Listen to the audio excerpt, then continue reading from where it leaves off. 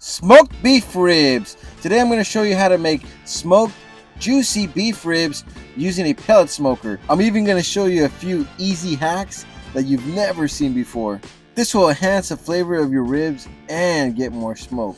If you're new to the channel, this is Orozco's Kitchen, and I make barbecue videos, I make food reviews, and I make delicious home meals. Let's get it! Today I'm going to be making beef back ribs. Alright, we're going to be smoking beef ribs today on the smoker on the Pit Boss Pro Series 850. You've been wondering how to smoke beef ribs? I'm going to show you guys right now. And if you're thinking I look like the Eggman, think again. This is a cut from Costco. Let's get started. First thing I want to do is go ahead and sear these ribs. I want to lock the juices in and get that bark going. But first, let's marinate these. Alright, so with any good barbecue, you got to use mustard as your binder. You can use barbecue sauce or oil or something else, but I like mustard. Then get you some Montreal steak seasoning. I like to use the one from Costco. It has everything you need in any kind of beef. So when I marinate beef, I always use Montreal steak seasoning. And I pour it on thick, baby. You know what I'm saying? Because I like it thick. Aye. So I had some pork ribs too, some baby backs, because my kids like the pork baby back. So I'm going to marinate these as well. And I just used one all-purpose seasoning for the pork ribs and some tahini. If you never use tahini, bro, you need to get tahini in your life. It is bomb, especially on pork. I always use tahini on pork shoulder, pork ribs, you name it. All right, so I'm gonna go ahead and open me a brewski because as I'm grilling, as I'm smoking, I drink. Here's my son. Hi. Hi. What's cooking?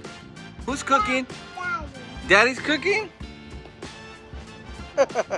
So what I like to do with my ribs is I like to sear them first to lock in those juices, get that bark going. So I'm going to go ahead and set the smoker to the high setting on my Pit Boss and sear both sides. Just about 5 minutes per side is enough. Just get a small sear. You don't need to sear the hell out of it.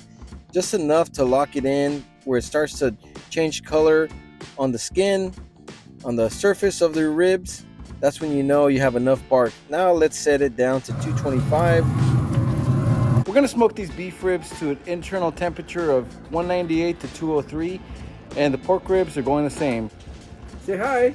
Hi. We're going to be smoking these ribs now. We went ahead and set them at 225. Mwah. All right, he's going to go play with the siblings. We're going to smoke these for about 4 hours. Then we're going to wrap them. Right now it's set to 225. So I went ahead and probed my beef ribs because I wanted to know once I reached 172 to 175 internally, so I can go ahead and wrap them in butcher paper. And I was going to smoke these for about 4 hours, but whichever one comes first, 4 hours or the internal temp. All right, so look, this is a grilling hack, a smoking hack. It's just a hack, all right? Some people say it's dumb. I don't really care. But go ahead and use 3 aluminum foil sheets and get you a bowl. And then go ahead and uncover the bowl. And I'll show you why I'm doing this. All right. So go ahead and mold it into a bowl of aluminum because this is going to go into your smoker right in the center. Get you a stick of butter. Half a stick of butter is good. And put it right in the middle. As you know, the Pit Boss is hottest in the center. So let that go ahead and start melting. All right. And right now, what I'm going to do is it's 173 internally. I'm going to brush my ribs with that butter. And some people say, oh yeah, you could have just used a cast iron little cup. Well, I don't care. I like to be creative and have fun while I grill and smoke. So I invented this and I think it's pretty cool. Tell me what you think. Anyway, so I went ahead and throw my butter in. Here's another invention. I get the pellets. All right, you don't have to go buy smoked chips. This works. Get your pellets, get a little bit of water, and let them start soaking in there. And then what I did is I went ahead and started poking holes at the bottom. Let all that water run out. You don't want to leave the water in there too long. Just a couple seconds is good, just enough to soak them. And then go ahead and wrap it with foil and poke holes on the top.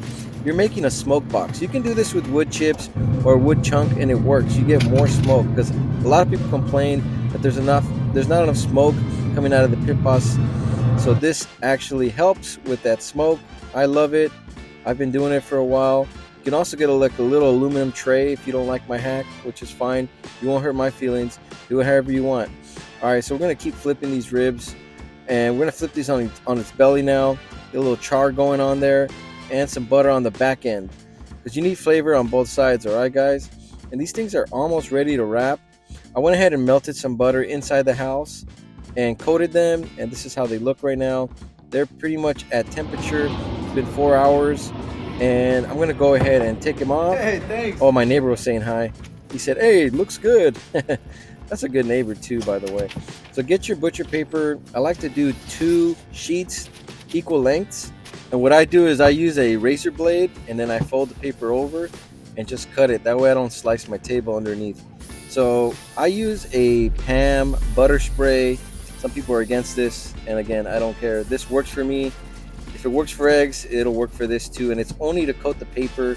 So you saw that I was coating it with the other butter, which is a quality butter. So let's go ahead and wrap these beef ribs, and what I do is I just leave enough to wrap it one side, and then I fold the other side inwards. I fold both ends in, and I like to flip it towards the camera so you guys can see. Fold the back end, and it's almost like wrapping a gift, because it is a gift. It's beef ribs, baby.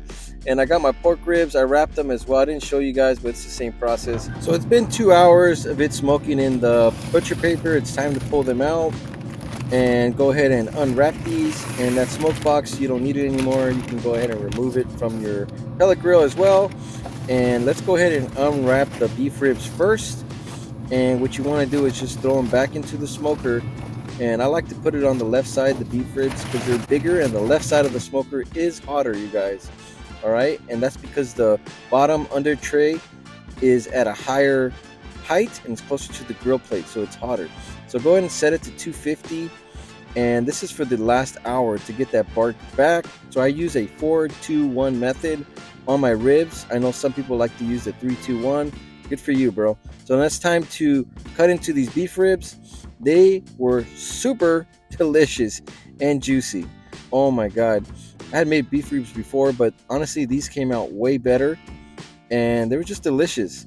And today was New Year's. Everybody loved these beef ribs. They're giant. They're pretty intimidating. Got this nice beef rib here.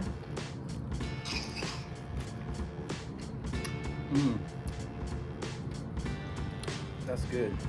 What I liked most about the beef ribs was the fat on the back end. It was crunchy. The meat itself was soft. It was very moist, and it just had a really smoky flavor to it as well. I absolutely destroyed these things, man.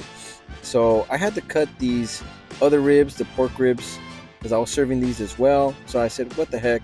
Let me go ahead and give it a try. Let me see how the pork ribs came out. These were baby backs, and these, they had a nice bark. I sometimes make them fall off the bone, and sometimes I don't. It just depends what kind of texture I'm looking for. And my kids don't like them fall off the bone, so that's why I made them this way. And they were delicious. I still had that taste of beef, so I came back for some more. I started digging in like a carnivore. Now that is a beef rib. You know what I'm saying? Wow. Getting nasty with it. Oh man, then I put some barbecue sauce on it. Oh, this thing was fire, dude. Straight delicious ribs, man. So it was dinner time, and it was time to carve up these baby backs.